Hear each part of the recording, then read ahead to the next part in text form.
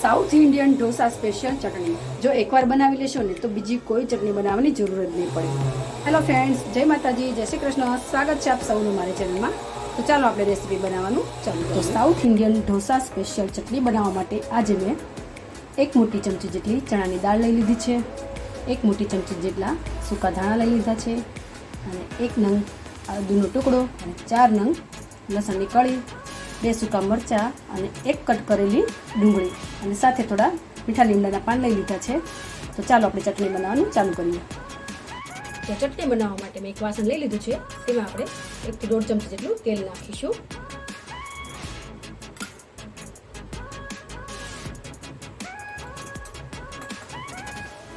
તેલ થોડું ગરમ થાય એટલે એમાં 1 ચમચી જેટલું જીરું એડ કરીશું. ત્યાર પછી તેમાં આપણે ચણાની દાળ એડ કરીશું અને સારી રીતે મિક્સ કરી લઈશું. હવે તેમાં સૂકા ધાણા એડ કરી દઈશું અને લસણ અને આદુ પણ એડ કરી દઈશું. સાથે મીઠા લીમડાના પાન પણ એડ કરી દઈશું અને 2 સૂકા મરચાં પણ એડ કરી દઈશું અને બધું સારી રીતે મિક્સ કરીને હલાવી લઈશું. હવે તેમાં આપણે કટ કરેલી ડુંગળી એડ કરી દઈશું.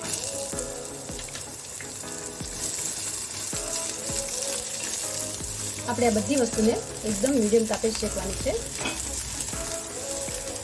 હવે તેમાં અડધી ચમચી જેટલી હળદર એડ કરી દઈશું અને ફરીથી 2 મિનિટ માટે રહેવા દઈશું. આપણે આ બધી વસ્તુને આ રીતે થોડી સાંકળીને બનાવીશું. જો આપણે આ ટ્રીકથી બનાવીશું ને તો આપણી ચટણી લાંબો સમય સુધી સારી રહેશે. તો આપણે 2 મિનિટ થઈ ગઈ છે. આપણી બધી વસ્તુ સારી રીતે શેકાઈ ગઈ છે. હવે આ મિશ્રણને આપણે 2 મિનિટ માટે ઠંડુ થવા દઈશું. તો હવે આપણું મિશ્રણ ઠંડુ થઈ ગયું છે. હવે આપણે તેને મિક્સર જારમાં લઈને તેની પેસ્ટ બનાવી લઈશું. હવે આપણે તેમાં સ્વાદ પ્રમાણે મીઠું એડ કરીશું અને 1 નાની ચમચી જેટલો આમચૂર પાવડર એડ કરીશું.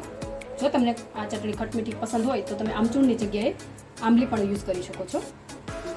હવે આપણે એમાં 1 થી 2 ચમચી જેટલું પાણી એડ કરીશું. પાણી આપણે વધારે એડ નથી કરવાનું. તો આપણી ચટણી બનીને રેડી થઈ ગઈ છે. આપણે આ ચટણીની થિકનેસ આ રીતની જ રાખીશું. તૈયાર છે આપણી સાઉથ ઇન્ડિયન સ્પેશિયલ ઢોસા ચટણી.